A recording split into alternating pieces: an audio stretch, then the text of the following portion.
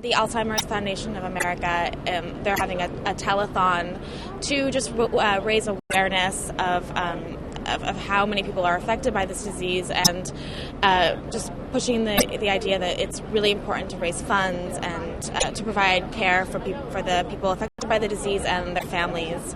Alzheimer's disease, unfortunately, is something that has plagued my family.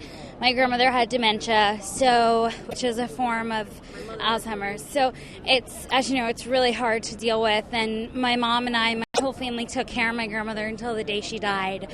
So it was hard to watch her, forget our names and, that type of stuff. But we always were there to remind her that we loved her. And, being here tonight, it's so important to tell people around the country that, this is an organization that needs our help.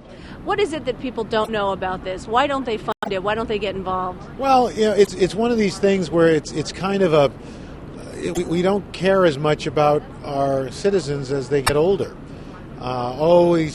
It's just they're getting older. Well, they're more forgetful, and it's called aging, and it's coming for all of us. I've definitely had family members that have been affected by this. So for me, it's a right now thing. It's not or my friends or my mom or dad or anything like that. I've been affected by it already. So I guess it's going to happen later on, but for me, maybe not. Hopefully not.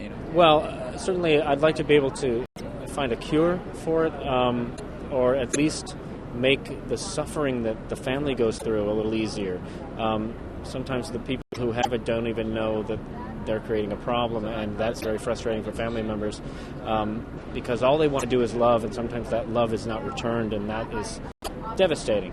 My mother had Alzheimer's, and about 3 or 4 of her sisters. It was in the dark ages. We didn't know what was happening. My father was not informed. Neither of us were informed. So it was particularly frustrating and painful for us because he thought it was his fault. A man from his time and his culture. And he was the primary caregiver. She outlived him by almost a year.